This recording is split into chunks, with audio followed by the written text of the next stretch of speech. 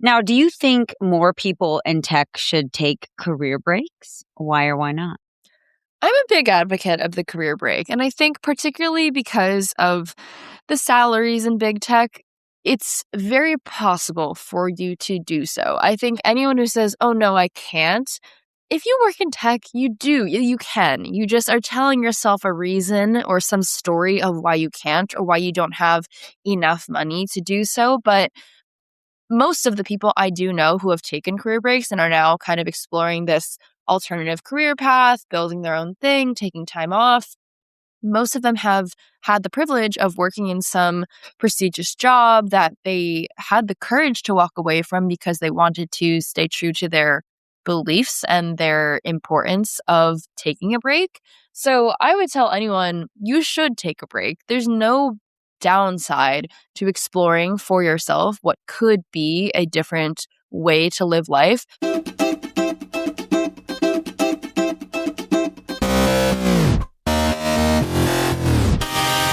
Hey y'all. I'm Soph. And I'm Nat. And we're the Travel Brats. Welcome to our podcast. We've been putting the brat in travel Since 2020. and we're just getting started. From hidden gems to world-class travel. We've been sharing hot and not destinations from a bird's eye view and a party of two. So what's on the itinerary today? Hey, Travel Brats. Happy Travel Brat Tuesday. It's Soph. And today we have a powerhouse of a guest. A traveler, author, scuba diver, group trip mastermind, culture curator, and creator of the best-selling book, You Are Where You Go. She has visited nearly 100 countries, all 7 continents, and has taken over 100 travelers on transformative global adventures. So guys, without further ado, I'm going to welcome Caitlyn Lubas. Hey, Caitlyn, thanks so much for joining us. So great to be here. Thank you for having me. Yeah, I'm so excited. I know that, with your travels, it's been so exciting to hear about them. And then I know that you've been so busy. So we're just really honored that you're here today with us. And I've got a ton of awesome questions for you to just kind of explore with you. So we're just going to jump right in. I want to start with your origin story, kind of rewind. Your journey really began with a transformation trip to Ghana. What happened there and what kind of lit that spark for you to really want to explore the world full time? Yeah, my time in Ghana when I was a freshman in college, so I was, I think, 18, it was something that I did not know would be as powerful as it was until I actually took the trip. I was basically a freshman. I wanted to take advantage of any opportunity possible to just get myself abroad, do as many study abroad opportunities as possible in college, because I definitely was lucky enough to be able to travel with my family, but it's quite different to go somewhere independently and on your own volition. So I had signed up for this course in my college that involved social entrepreneurship and involved a trip to Ghana as a part of the class. And I think Ghana is one of those places that's definitely not on the beaten path for tourism, but it was a place that I was super excited to go. I was very eager to get out of my comfort zone. And we ended up working with this village, teaching them entrepreneurial skills, having these women learn how to use their skills of making these batik fabric printing crafts so that they could make income for their families, they could be productive. They were really learning business skills from us as business students. And I think that social element of being able to actually help someone else when I was traveling had me think about travel having a purpose, but also just me being in this village, having to sleep in a mud hut in the middle of West Africa under a mosquito net for the first time that I'd ever really traveled independently away from my family was a very confidence building and curiosity building experience that made me want to seek out more opportunities like this. And I vividly remember, and I write in my book about how the moment I realized, wow, I actually love this feeling of I've never done this before, I'm uncomfortable right now. That was the moment that really sparked this goal I set for myself to visit as many countries as possible and try to hit all 7 continents during college, which is what I ended up doing. Wow, that's amazing. I'm so glad that colleges do that yours specifically did. I think that's such an important thing to go kind of immerse yourself in culture and not just, like you said, take a vacation necessarily, really dig deep and get yourself involved in the people and the culture. And I'm sure there's a sense of purpose when you're using your gifts and going and serving the community as well. So, it's just a great way to learn and a great, not excuse to be immersed in the culture, but at the same time, if you love travel and you also have a heart for people and a social mission, it's just connecting with culture, the social mission, being able to travel. It's just 3 to 10 birds with one stone. Yeah. Um, Now, you literally collect continents like Pokemon with your travels. So, Ghana, you've been to Italy, Singapore, Abu Dhabi, Peru, a ton of places. What would you say this whirlwind of global education has taught you, that the classroom we were talking about really could never? Yeah, I really think that I believe this thesis of the world is the best teacher, and you can learn so much not only about the world, but also about yourself by stepping out of a classroom into some place that's new, uncomfortable, that's really going to shape you through very unique and quite challenging at times experiences. And I think that I have gained so much perspective, so much appreciation for different ways of life, so much of a kind of deconstruction of what I used to consider normal.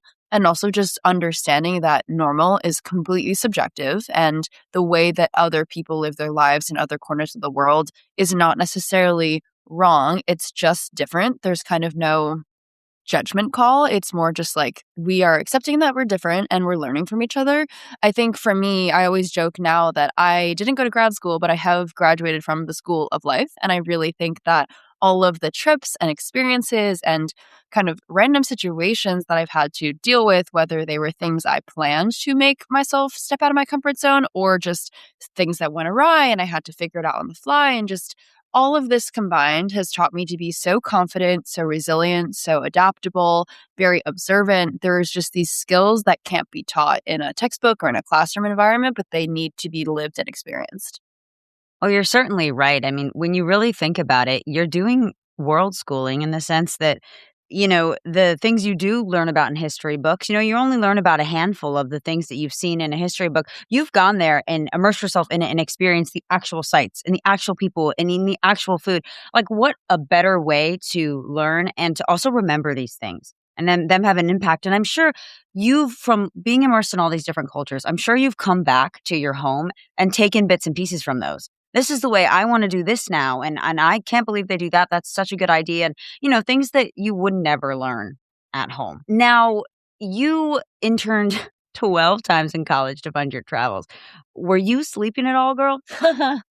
I get this question a lot. Honestly, I used to brag about the fact that, oh, I can function great on 6 hours of sleep. And I do think I have to say the average person could probably not do all the things I did in college between interning, taking all these classes at NYU. I still graduated top of my class, did not let the grades slip, but still was also squeezing in multiple study abroad experiences and just kind of never saying no to anything that I felt would enrich my life. That was just the grind mode that I was on, not grinding to work, but grinding to play, I think is a spin on how most people think of the word grinding and working really hard. I was working really hard for the purpose of being able to take the leisure experience of travel. And I think the way in which I really did that also just came through a lot of sacrifice and a lot of juggling things at once. I remember when I studied abroad for the first time, I was in Florence, Italy, was trying to make the most of every weekend, go to a different European country every single week. And I would be at the airport on an overnight bus, waiting for a car, just any time I had downtime, I would be studying or doing my homework or making the most of the time and not just sitting back and watching Netflix or sleeping on my flights. It was definitely a maximization mode, but I feel like it paid such dividends to be able to have all those experiences. Especially my real core belief is that the earlier in your life you get to have these travel experiences, the more you stand to benefit from it. Kind of the same way we front load our lives with education when we're young because we want to learn those things up front and then be able to apply those learnings. It kind of makes no sense to me, this typical traditional path of work a lot and then travel when you retire, because you're not really going to have the opportunity to apply those learnings in your life. So do it as soon as possible. Right. I think that's a great point where you're young and you're constantly learning. Not that older people don't learn. But it's like you also have the energy to do exactly what you were talking about. Maximize your time. You don't need to rest a lot. You don't need to take a lot of naps so that you were able to do those weekend trips and explore something in the city every night after, school or work. I feel like that when I'm in foreign countries as well. Like I've just got to see as much as I can and just really experience this. So, that's a great point. I think a lot of people regret getting older. And then when they're older and, kids are in college and have their own lives and they can finally travel, they're tired. And so, it's a lot of, and not ragging on river cruises, but it's a lot of cruising or, just more relaxed things where you kind of think back. And I've heard this from older people because I know I'm not old, but, oh man, I wish I traveled more when I was younger. I wish I was able to. And I was able to now that I think about it, but I just never saw myself as able to. Right. It's all about Yeah. perspective and really just understanding that you can dictate your own life. There's nothing stopping you from doing anything, really. It's your own conception. Yeah, we put ourselves in boxes a lot of times. Now, Caitlin, I want to talk about your book because I just love that you've written a book about your travels and your lessons and just culture and everything. You published this best-selling memoir at 23 years old. What motivated you to do a book? Yeah, I think a main reason I wanted to do it is because I was reading and consuming a lot of travel content, travel books, and I realized that there wasn't really a young voice in the travel author space. I was reading a lot of books from people who were either full-time writers and this was their main job, or maybe it's something like Eat, Pray, Love, or it's a woman in her later in life has a midlife crisis. And I just think I wanted to serve as an example of like, you don't have to either do this professionally or have a crisis in like your life to be able to travel. It can just be something that you intentionally add to your life. And you can do that at such a young age. So I felt that I know I had this really unique opportunity to travel a lot during college. There wasn't really a book out there documenting a college student's perspective of travel and how that can be so transformative in those particular years of your life. So I decided, why not have my own voice be that inspiration and serve that for other people? So I wrote this book about my travel experiences during college, and I was trying to get it out at as early of an age as possible so that it would really capture that unique perspective. Yeah, I think that's great. That's originally why we started our podcast. We were fresh out of college. I wanted to start something new together, my original partner and I, and we had said, well, what do we like to do? We'll talk. And what do we love to do? Well, we love to travel. And so, we did our market research. We listened to a bunch of other podcasts. I'm sure you've read your travel books. And, we said, where are the young people traveling? Because we see them. Like we see them on social media. They're our friends. They're doing study abroads, et cetera. But like we don't hear anything about it. So, I love that you did that. You saw the need in the market for that. Now, the title, You Are Where You Go. Tell us a little bit about that. You are where you go was a phrase I'm so happy I landed on because I really think it ties into the exact message of the book, being that everywhere you go becomes a part of you. Travel is a way to learn and grow is kind of the main message of the book. And you are what you go is a play on the popular phrase, you are what you eat. And I really do believe it's true that everywhere you go shapes the way you think, makes you a different person. So therefore, you are where you go. And I think it's catchy, it's unique, it's something that took me a lot of iterating and thinking to land on, but I love the way it came out. Yeah. Now, we've touched on this a little bit. We've scratched the surface. But if readers take one life lesson from reading your book, You Are Where You Go, what do you hope it is? I think it mainly is to see travel as a transformative tool for learning and development. I think so many people have this typical view of travel is relaxation or travel is fun. And those things can be true, but I challenge people to think of travel in a different way where it can be fun and it can be relaxing, but first and foremost, you can shape it in such a way that you stand to learn and grow and really benefit from the travel other than just benefiting from a week of relaxing and sleeping on a beach. Right, right. No, I think that's fantastic. Now, I want to transition a little bit and talk about your transformative travel and group trips. So, you've taken travelers scuba diving in Cabo, surfing in Costa Rica, and even trekking in Uganda, gorilla trekking in Uganda, even things like carnival celebrations in Brazil. What makes a trip, in your opinion, transformative versus just fun? This is a great question, and it's something that I've really tried to perfect the craft of in the last few years. I think that ever since I started hosting group trips, I always try to have a purpose behind the trip. I think that's step one is what is your why for actually taking this trip? And the first ever group trip I did was to take a group of people to Mexico to celebrate Day of the Dead with me in Oaxaca, which is one of the most traditional areas of Mexico to celebrate such a holiday. And we went with the intent to have fun and participate in the parades and have amazing food that is so signature of Oaxaca. But also, we went there to learn and to adopt a new perspective of we don't particularly in the US celebrate our dead ancestors. That is a tradition and a practice in Mexico that was very beautiful to see in person. Like we actually got to go to the graveyards with local people and hear their stories of yes, of course, we're sad this person isn't here anymore, but actually, we want to celebrate them instead of mourn their death. We want to celebrate their life. And that's just one example of a trip that contained such a powerful lesson, even though it was filled with fun events and parades and music and dancing at the same time. And I think I've tried to craft trips around this purpose ever since then. Like sometimes when I lead scuba diving trips, it's really this purpose of let's challenge you to do something you thought maybe you could never do. Like quite a few people who have joined my trips have never gone diving before. They learn how to do it in the process of joining my trip. They now have a community of people who wants to do these like adventurous, adrenaline-filled activities with them.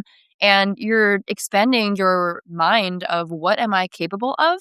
And that is what makes a trip really transformative is like you are one person before you embarked on this trip. You have some experience, some challenge, some thing that makes you uncomfortable, something that maybe you thought you couldn't do before, whether that's learning how to dive, learning how to surf, partying on the streets of Brazil for 3 days straight, like challenging yourself to adopt a different version of yourself while you're traveling. And then you come home and you realize that version of myself that I was on the trip, she's actually still inside of me. Even when I come back home, I've just had to put myself in a different perspective and in a different situation to awaken that side of myself. I think that's where transformative travel really lives is in these experiences that push you to do something that you just wouldn't do in your everyday life. And then you realize you can dial up and dial down these different facets and sides of yourself, even in everyday life. Yeah. I really like that you mentioned that, people can surprise themselves. Like your body will surprise you, your mind will surprise you. So the fact that you do some of these really different and adventurous trips, I think that's great for people. And what would be your advice for somebody who looks, say, at your scuba diving trip, and again, like you said, has never done it before, and is kind of has a bunch of questions around it. Should I even come on this? Am I going to hold the group back, etc.? I think people definitely have their doubts. And I've had people join my trips who said, like, I have never traveled in the past 5 years. I've never been out of the US. Like, I've had people who have very high barriers of fear, of trepidation. And whether it's about the travel itself or an activity like scuba diving, I think coming back to what is the actual worst case scenario is what I love to remind people. Like, you're not realistically going to die, going to have some catastrophic thing happen. The worst thing that you face most of the time is your own fear. And there's just a way to get over that, which is understanding the logical aspect of things, understanding the examples of people like me and people like friends of mine who have gone through these experiences. People have survived these things that seem scary. You just have to internalize that and understand that your brain loves to think of the worst case scenario. That's what's causing the fear. But actually, if we give you the facts and the data and the examples and someone else's enthusiasm about this thing that you're scared about, oftentimes that's all it takes to really get over that. Yeah, certainly. Now, you've done around, correct me if I'm wrong, around 17 group trips? 17, 20, somewhere in that range. Yeah. You've probably done way more since I created this, but I just want to know, in your opinion, and again, what feedback you've gotten from your guests and your travelees. What are some of the favorite trips that you guys have kind of created the best memories from? It's so hard. I think there's such a different range of trips and the way in which you spend time on those trips. Like, I think a lot of the ones where it's a cultural celebration, whether it's Day of the Dead, New Orleans for Mardi Gras, Brazil for Carnival, those are memories of such high fun, high adrenaline, high energy. But then there's also trips where it's like we're on a road trip most of the time. We're going through a national park. We're driving through the countryside of Uganda. And that contains a lot of downtime, which might not sound as exciting, but actually, I have found that reflecting on the trips and what are the most memorable moments, what are the trips that form the deepest bonds, very often it's the trips that involve a lot of driving and downtime in the car that really promote such bonding between all the people on the trip because you have this time that you could just sit and look out the window, or you could turn to the person next to you and really get to know them. And when you have hours and hours and hours to get to know someone, you get past the small talk real quick and you start getting really deep about what is your family like? What are the key events from your childhood? Like these random topics that don't normally come up in like a catch up coffee chat with your friends. Those have the opportunity to come out on a trip where you have lots and lots of unstructured, open ended time. So it's definitely the trips that involve a lot of driving. Like I went to Death Valley and Olympic National Park in the US with some of my groups, also driving all over the country of Morocco, all over the country of Iceland, Uganda. I think these trips end up having the closest bonds, even though they might not seem like those exciting moments matter or those non-exciting moments matter, but the downtime is underrated. That's a really, really interesting point. There's a lot of people I think that would love to do group trips like this. They meet new people. And like you said, it's not necessarily connecting on a surface level. You seem like a very extrovert. Was it hard for you to kind of switch gears and start planning and having guests come on group trips with you and kind of navigating through that with the different ages and the different personalities? Was that an adjustment? I think it somewhat comes naturally to me, which is why I love doing it. Like the first time I put a group trip up on my Instagram story, it was really very organic. I was not doing this in any sort of business sense or anything. It was just, I want to go to Mexico for Day of the Dead.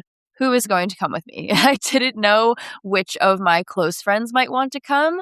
I just figured who wouldn't want to come? Like it's a very bucket list experience. It's something people have heard about, something people maybe just don't know how to plan themselves. And I think a lot of my trips came about that same way where it's I could plan this trip and go by myself, or I could just invite whoever wants to join and see where word of mouth takes it in terms of who ends up filling the group. And I have had quite a range of ages, of personality types. I think one of my trips, the youngest girl was 18 and the oldest was almost 30. So we've had this decade-long range. But even on that trip, the youngest and the oldest girls were the ones that bonded the most. It was almost like they had this sisterly relationship. And I think when you are in a group of self-selecting people, where they know that they're signing up to be in a trip with people they've never met before. They know that they're coming into this type of environment. You're not going to get someone joining this trip who's very shy, who's not looking to meet new people. I think the self-selecting nature of these group trips has made it such that it's very easy for me to play like conductor or camp counselor or whatever you want to see this role of like the group trip leader. I'm not really having to force any of the interactions. People are naturally coming in excited to meet new people and to have new experiences. I just have to facilitate the vibe and facilitate the kind of introductions and getting people talking, and then they naturally kind of run with it on their own, which I'm so glad that that always happens. Yeah, that's such a neat thing that I think a lot of people wouldn't assume at first. I know my grandma, for one, she was nervous about taking her first. And I love this. Like after my grandfather passed away, she was nervous about taking her first trip alone. And she went, again, I think it was Sequoia and Death Valley.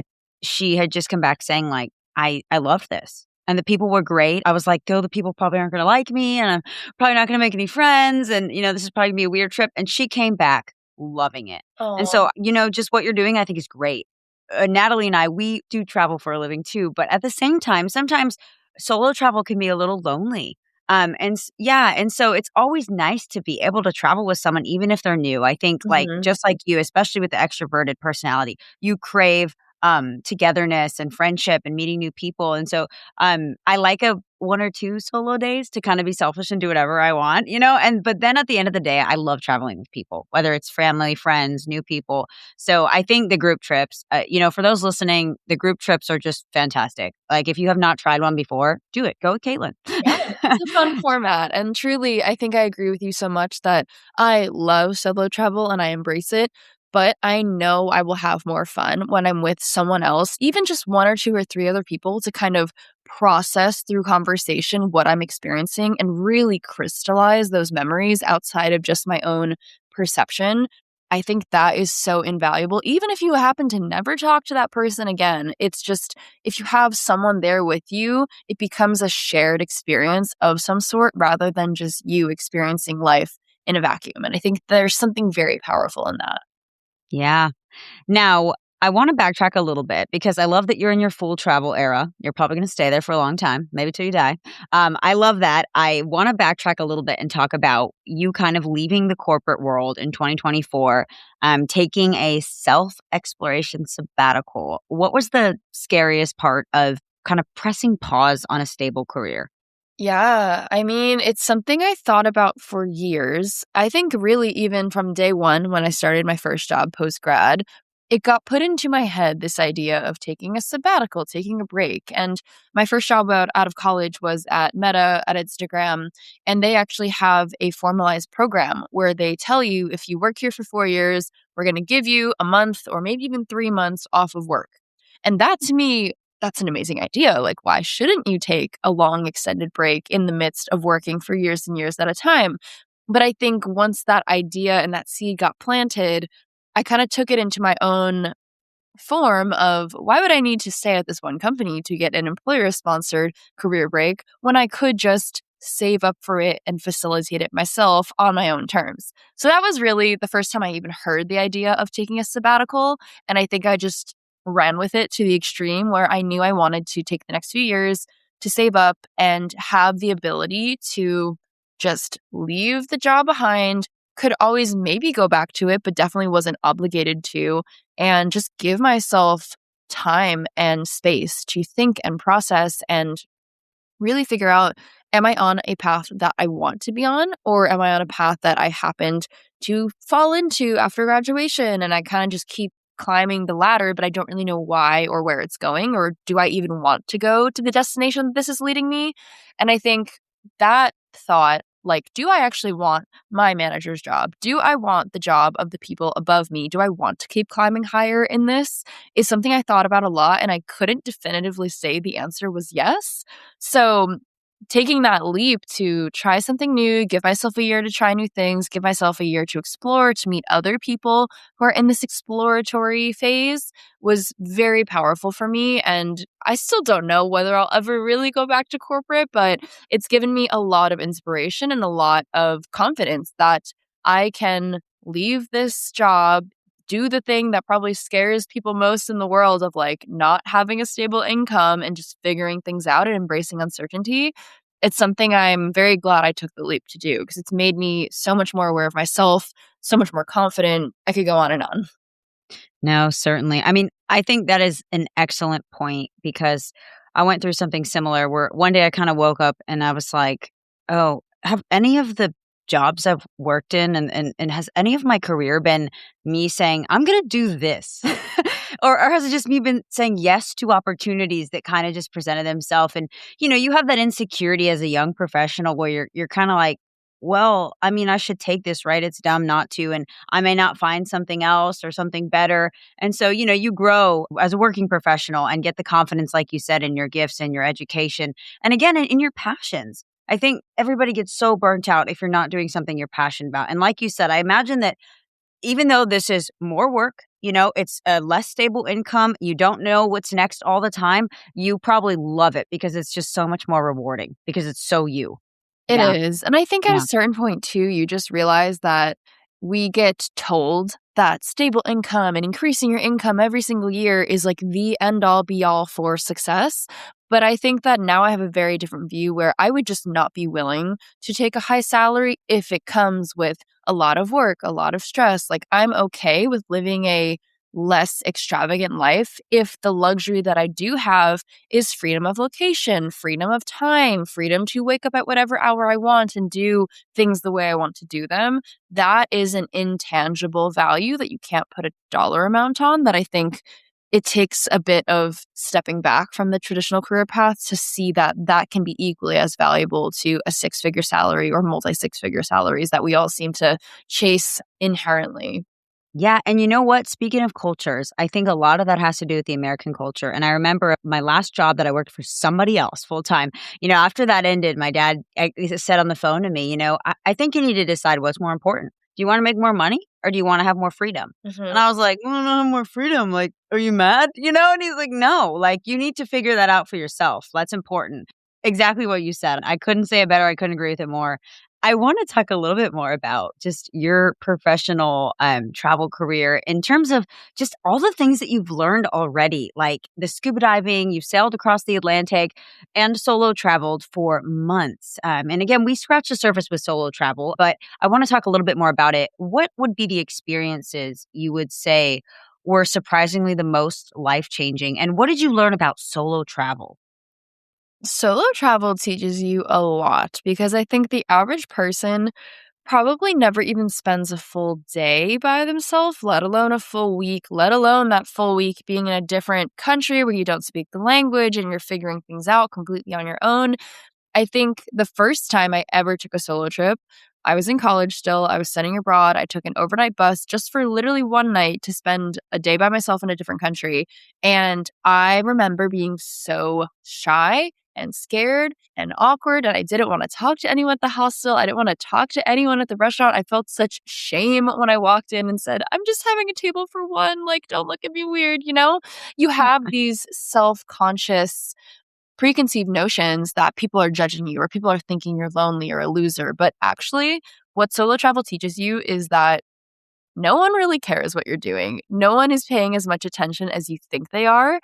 And for me, that just became so liberating of I can show up to a brand new country, do whatever I want to do, and know that I have the ability to figure it out. And it's this kind of thing where when you do it once and then you do it again and then you do it again, it builds your confidence each time because you remember this proof that you survived it last time and therefore you can survive it again. So I did like this one day solo trip that graduated into a weekend long solo trip, then a week long solo trip. And now the biggest solo trip I did in one specific place was I did 5 weeks all by myself in South Africa. And even that's not like the most safe country by many people's standards. So for me to just take it on, figure things out on the fly, even when a lot of stuff went wrong during the trip, like I actually was supposed to go to Mozambique and then there was like a government coup happening at the time. So I had to really reroute all of my plans and hire random drivers and like there were things that could have definitely gone wrong or could have been very daunting. And even a lot of my friends that were responding to my updates at the time were saying, like, if that happened to me, I would just book a flight home. I would not be able to handle this. But to me, after having done so much solo travel, I kind of almost looked at it as an opportunity and almost an exciting moment to say, all right, this is being thrown at me. How do I get through it and make this a story that I'll never forget of my own resilience and my own adaptability? And I think that is the most powerful part of solo travel is just the ability to trust yourself. Yeah, you grew a lot. I mean, I think if that's one thing full-time travel has taught me, it's just, you surprise yourself like we talked about, and it really helps you. I mean, grow up is kind of a funny term for it, but really I grew up. Travel really forces you to figure it out. My husband always tells me when I'm like, "Oh, I don't know if I'm going to be able to figure this out." He's like, "Well, I guess you just have to." Yeah. I'm busy. And so I think when you're immersed in a culture like that, you're on your own, you're solo traveling, you really have to figure those things out. And you feel so rewarded when it's done. And then, like you said, you go take people on trips to these places now and you can teach them. If something happens, you're a super equipped guide. You know what to do because you didn't take that flight home, years ago when things got hard. Exactly. I love being able to serve as an example and almost like a role model for other people who might be scared about traveling or might feel like they don't know how to handle those situations. And yeah, I do kind of see it as when people join me on a trip, I get to teach them, whether it's teaching resilience, whether it's teaching appreciation. I love playing that role of being a teacher and using my own passion to spark that same passion in other people. That is just the best feeling. Yeah. Now, because you talked about South Africa and that story, I want to know, have there been any other kind of crazy, most memorable moments, maybe on the crazier side, like the, oh no, what did I get myself into or what's going on that you've had in your travels? There's definitely been a few.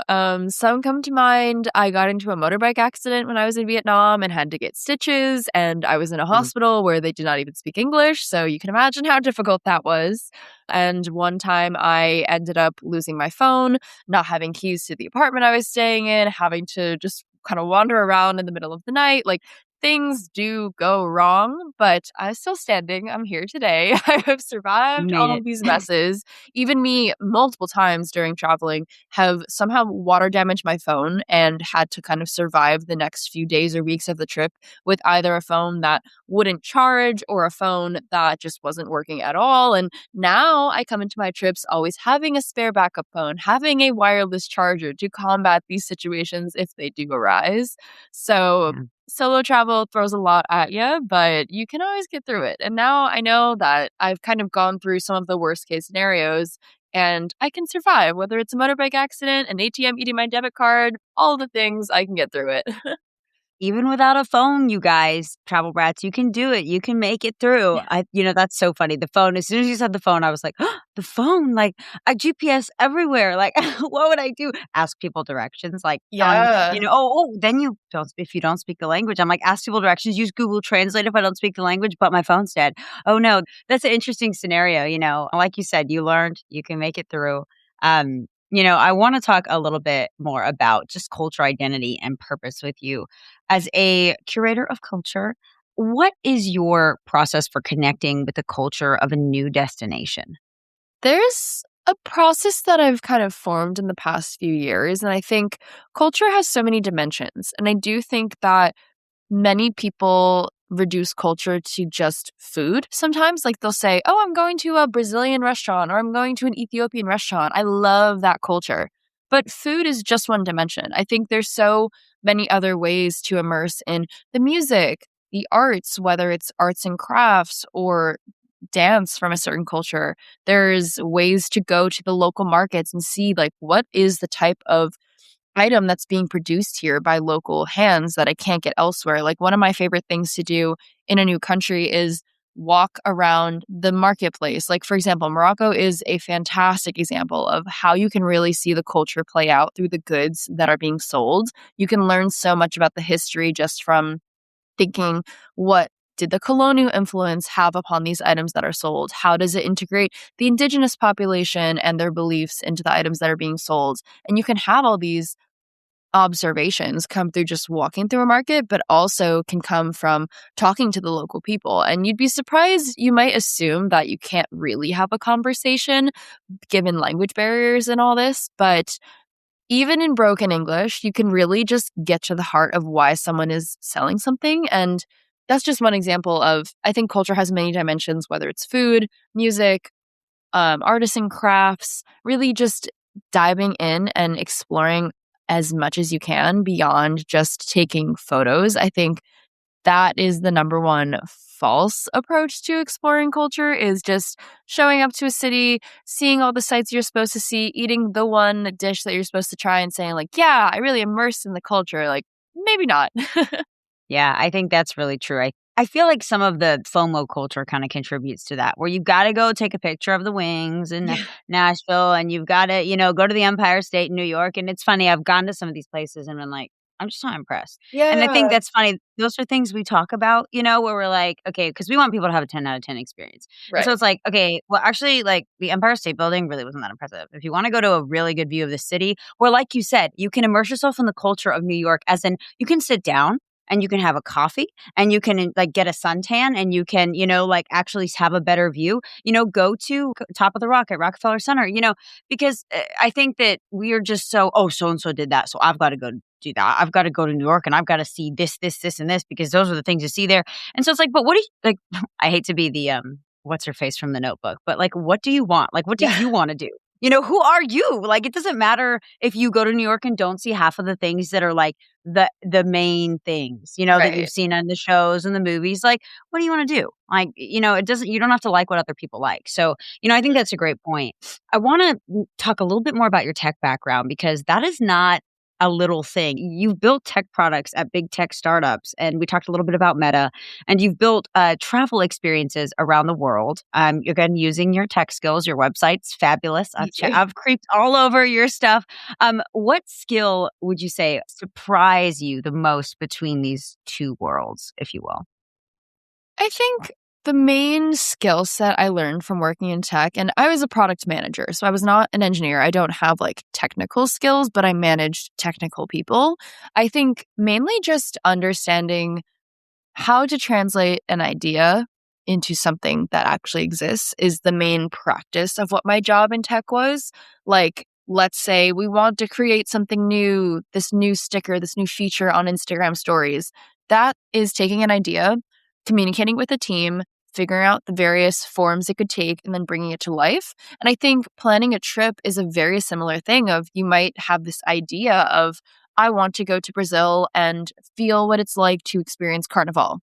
But how does that actually take shape? There's a lot of different iterations of how that could look. There's lots of different itineraries you could pursue to experience it in different ways. So it's really this skill set of having an idea, looking at all of the different ways that it could work, picking the best one, maybe shopping it around and getting like user feedback or feedback from the people who might join your trip to say, does this resonate with you? And really just building things in this practice of, I'm going to take an idea, explore a lot of options, pick the best one, explore different options again of how I can improve it. And even trip after trip, having this iterative improvement mindset of, I always ask my trip participants, what is their feedback? What is the room for improvement? What was their favorite part? I'm always looking to understand what is that way that this can be improved, because there always is a way. And I think that Yeah. mentality is what I really took from tech into anything that else I'll do in my life, whether it's running trips, running events, even writing. I love doing writing in bits and pieces on Substack and really getting feedback every single time and improving it for the next time. I think it's just this continuous improvement mentality is the biggest thing I've gotten from my time in big tech that I'll take with me through the rest of my life and career.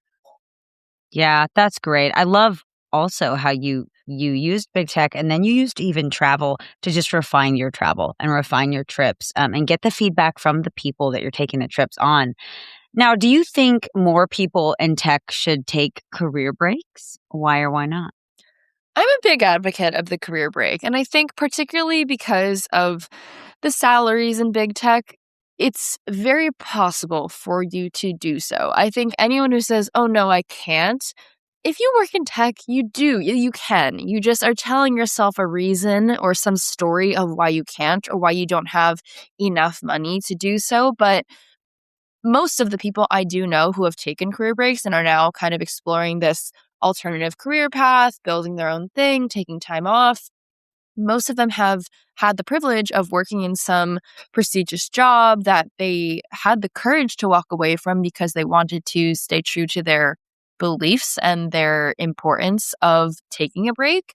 So I would tell anyone, you should take a break. There's no downside to exploring for yourself what could be a different way to live life, because you can always go back. Like, I have taken many career breaks and still gone back to tech. You have a story to tell of what exploring you did, what you learned about yourself during the break, and it's not going to look like this career gap on your resume that people seem to be very scared about. I think I'm living proof that that's not the case. And there's so many examples nowadays too. I feel like it's this movement that's happening in the world where it's becoming more common to take some time off of work and becoming more common to decenter work from your entire personality. And I think employers are reflecting that in the way in which they approach someone who's coming to them with a gap on their resume or someone who did take a break. It's actually seen in my experience as something very admirable that you took time to explore and you took time to be more sure of the path that you're getting back on at the end of it. Yeah, it's great to have those fresh eyes. Caitlyn, I want to ask you a series of kind of fun rapid fire questions. We love to do this with our guests, and these are some of the popular questions we get a lot from our travel brats. So, without further ado, I'm just gonna hit you with them. All right. Good. Favorite, and again, these may be hard because I know that you've been so many places, but try and think deep, think deep. Okay, favorite country for food. Ooh, Malaysia, hands down. I feel like it's so, so underrated and no one knows Malaysian food, but you should. Oh man, I love the crappy at-home Asian food here in the States. I would love to go to Malaysia and try everything there. Destination that completely broke your expectations. Ooh, that is hard. I feel like Argentina surpassed every expectation I could have had. It is just so multifaceted. It is one of my top 5 countries for sure. Oh, that's great. What did you do when you were there? I did kind of everything. I did a bit of the city exploring in Buenos Aires, really learned the history, went up to see the waterfalls at Iguazu, like these beautiful panoramic waterfalls, and then all the way down to Patagonia and even Ushuaia, the southernmost city in the world. You can do amazing hikes, see penguins without going all the way to Antarctica. It is just incredible. Oh, that sounds beautiful. So many things you don't initially think of. They Yeah. have them there. Yeah. Now, most profound cultural experience. Ooh, I think it has really stuck with me, this experience I had in Bhutan, where I learned this art of sand painting, which is basically a form of meditation that monks do. And you take little pots of sand, and instead of coloring a coloring book with like markers, you pinch the sand to fill in a painting. And at the end of it, the most groundbreaking part of this is that you don't keep your painting, you just brush all the sand away. And it teaches you that even though you worked really hard on something, you have to embrace this Buddhist value of impermanence, that you should not get attached to anything. Everything in this life is impermanent. Even the things that you worked really hard on will have to go away at some point. And I think that's just such a powerful message. I will always remember that. Yeah, that's very interesting. I mean, first of all, I love the arts and crafts, Mhm. but I also think that that's such a true thing. We hold on to a lot of things that we're not going to take with us when we go. So it's interesting. Now, most adrenaline filled moments. You've had a lot. Adrenaline filled. Definitely, I think doing this motorbike tour through Vietnam and then unfortunately getting into an accident and having to get stitches had me running on adrenaline for quite some time. And in a less dramatic adrenaline sense, definitely when I went diving with a humpback whale. That was crazy. I just like felt my entire heart beating out of my chest. I was like crying underwater. Insane to think how small we are in comparison to these gigantic creatures in the water. Wow. Yeah, that would be pretty insane. That's probably your best adrenaline moment, your favorite. The motor accident is probably your least Least favorite. favorite. Yeah, I love that you contrasted the two. Now, while we're on that scuba diving note, now this is funny because I think half of the people that listen to our show and the other half have mixed feelings about sharks, and we joke about it a lot. Would you rather the sharks? What is your view on sharks? Are you afraid of them when you scuba dive? Are you not at all? Yeah, let us know. I think sharks are misunderstood, and I will advocate for them because shark attacks happen by accident. Sharks are never on the prowl to hunt down humans. And especially as a diver, instead of being on the surface like a surfer or a swimmer that is most likely to be subject to shark attacks if they ever happen, when you're diving, you're really on the same like line of sight and playing field as the shark. And sharks are actually scared of us because we're emitting these bubbles. We have this shiny metal tank on our back when we're diving, and they're like, what is that? So Yeah. sharks actually swim away from divers. And when you do have sharks in your vicinity, you just kind of realize they're like these sweet little sea puppies. They're genuinely not going to hurt you. They're just Yeah. swimming around, trying to be curious. They are not scary, in my opinion. I actually get so excited to see sharks up close. So that's my controversial opinion on sharks. No, I think that's great. I remember going to a shark museum in Cape Cod with one of my friends who was a marine biologist. She'd be very pleased, by the way, to hear you say that. I was one of those Jaws people, like, oh, sharks. After that, I was like, oh, I see. I learned a lot of what you just said. So, guys, sharks are, They're yeah, misunderstood. sharks are friends, not food. Or I don't know if that really Yeah. made sense, but you guys get the picture. So, okay, our next question is a country or the country specifically you think everyone should travel to before they turn 30. Ooh. Honestly, Brazil comes to mind. I feel like it's the type of place that is so fun when you are young, especially to just embrace this vibrancy and this kind of nonstop energy that is so inherent to Brazilian culture. I would definitely say Brazil should be on that list, especially if you can go for Carnival or even New Year's Eve, where everyone dresses all in white on the beaches of Rio for New Year's Eve. It's such a fun experience and it's just full of so much young energy. That would be definitely one for before 30. Yeah. Oh, that's great. It's funny. I just watched a James Bond movie and it was taking place during Carnival. And I was like looking at it like, man, that'd be so fun to go there. It's like Mardi Gras on steroids. On the other end of that, you know how Venice does their own Carnival? Yeah, Just the yeah. masks and like the huge costumes. I'm such a like period piece kind of girl that I'm like, do I get to like make one of those dresses? Yeah. You know? Yeah. Well, that's great. That's a great one. I think Brazil would be fantastic. Get your shots, guys, if you're going to South America, by the way. But yes, Brazil. And then the country you think everyone should travel to before they die. So they got a little more time here. Not a country per se, but whether it's Antarctica, Greenland, Alaska, something with glacial landscapes, I am such a believer that it just completely changes the way you think about the world in terms of you think before you go to these places that it's just ice up there. It's like, why would anyone go to Antarctica? Why would anyone go to Greenland? It's just ice, right?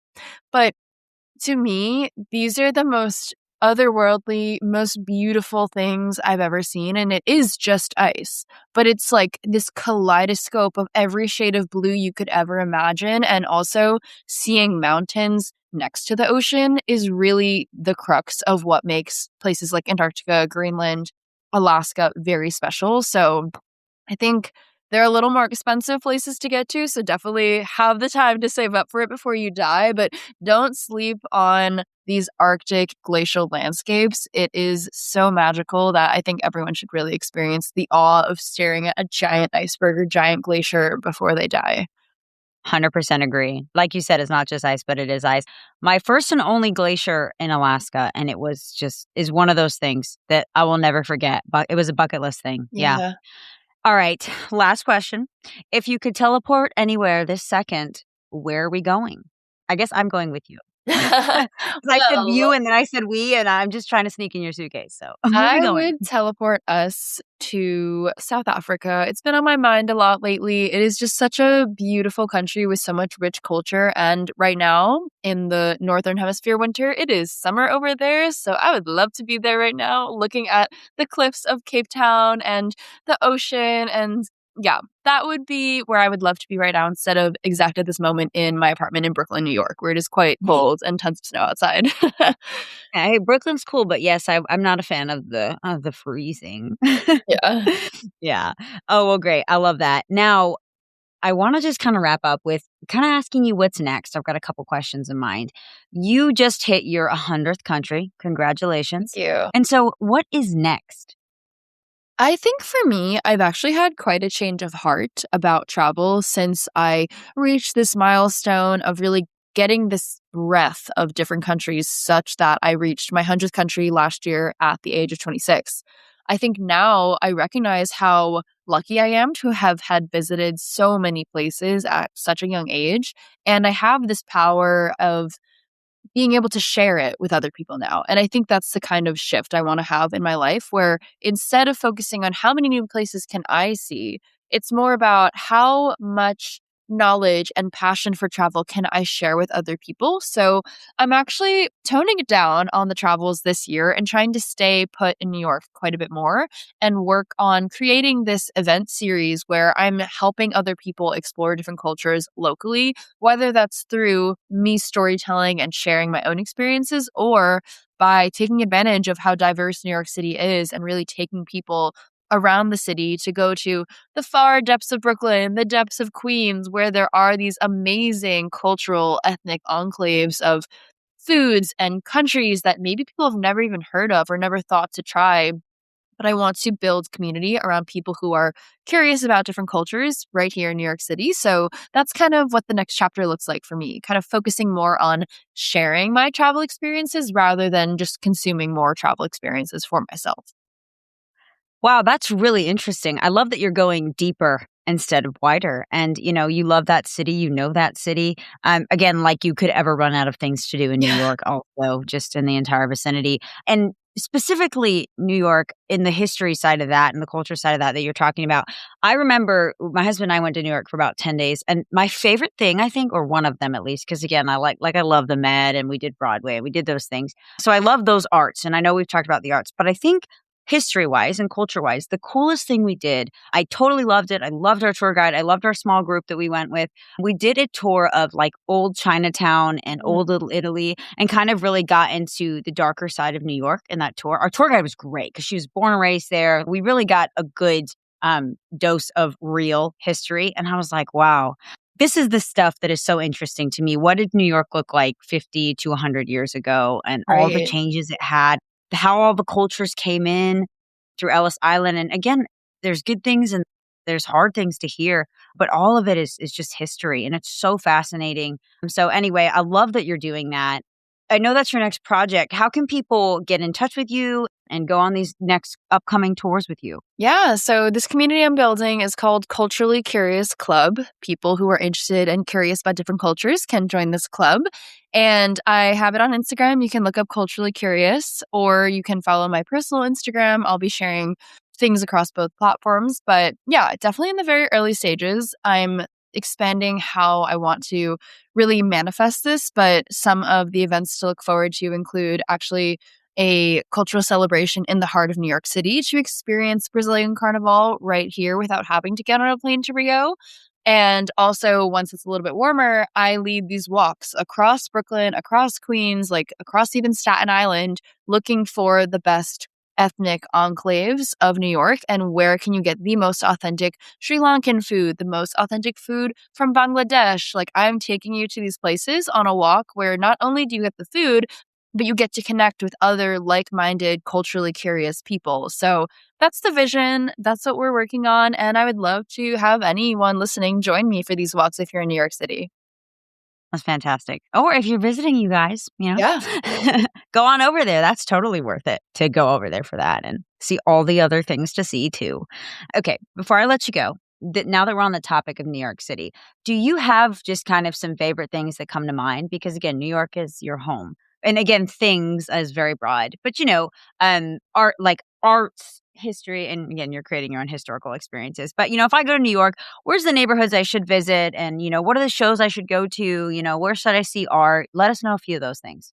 Yeah, I mean, I love talking about off the beaten path New York. And I think most people, if they're visiting New York, maybe barely step into Brooklyn and probably do not step into Queens. But that is where real New York is. I'm telling you, like, yes, Manhattan has all the bright lights and the big names and Broadway and the Met. But if you want really the heart of New York, I think you have to go a little bit deep into Queens, especially if you can get yourself to the Queens Night Market. It is a night market, meaning a collection of food vendors that happens every Saturday from the spring to the fall. And you can try food from literally over 100 different countries, all in the same place through all of these vendors. And Queens is the most diverse borough in the entire country. Like, every single country in the world is represented in Queens through its inhabitants. So just even walking through Queens and soaking in the fact that you are basically in the center of the world in terms of culture all being represented right there, that is my top recommendation for people who visit New York.